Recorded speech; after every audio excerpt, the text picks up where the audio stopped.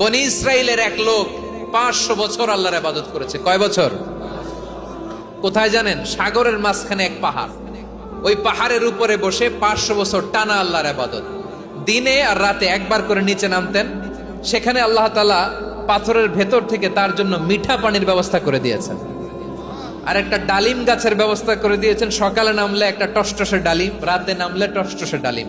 এগুলো খেয়ে খেয়ে 500 বছর সে আল্লাহর ইবাদত করেছে।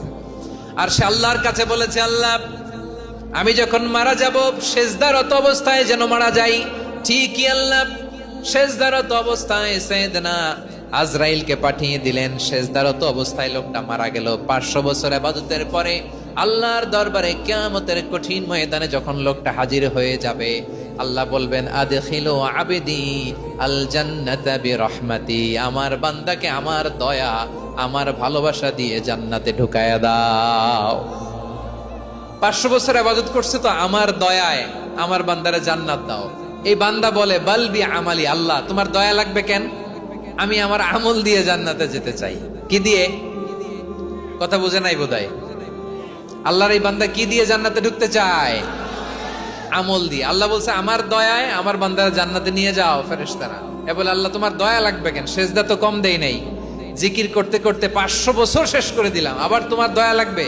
আমি তো আমার আমলেই জান্নাতে যেতে পারি। আল্লাহ বলবেন, তাই ঠিক আছে, আমি চাইলাম দয়া দিয়ে জান্নাত দিব, তুমি চাইলে আমল দিয়ে ঢুকবা। ঠিক আছে, তোমার আমল আর আমার যে দয়া, দুইটার একটু মাপ দেই।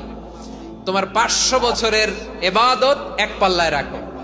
আর আল্লাহ বললেন, আমি যে দয়া করে এই দুনিয়ার নাজ নেয়ামত বিউটি সৌন্দর্য দেখার জন্য তোমার দুটা চোখ দিয়েছিলাম, দুটা নয় একটা চোখ আরেক পাল্লায় রাখো। রাখা হবে, দেখা যাবে ওই 500 বছরের ইবাদত হালকা হয়েছে, আর মুহূর্তের মধ্যে আল্লাহর দেয়া একটা চোখের নেয়ামত ভারী হয়ে গিয়েছে। আল্লাহ বলবেন, তোমার কথা মতো মাপ দেয়া হলো, এবার ফলাফল দেখো। হিসাব বলে, তুমি এখন জাহান্নামে যাবা। Go to the hell fire, যাও এবার জাহান্নামে যাও।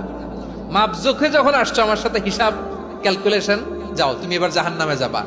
এবার লোকটা কাচুমাচু করে বলে, আল্লাহ আমি বুঝি নাই, আল্লাহ আমি বুঝতে পারি নাই, খেয়াল করি নাই, তুমি আমারে ক্ষমা করো, তুমি আমারে মাফ করো। ও আল্লাহ, এবার আমি টের পেয়েছি, এবার আমি বুঝতে পেরেছি, তোমার দয়া ছাড়া দুনিয়ায় কেউ জান্নাতে যেতে পারবে না, কেউ পারবে না।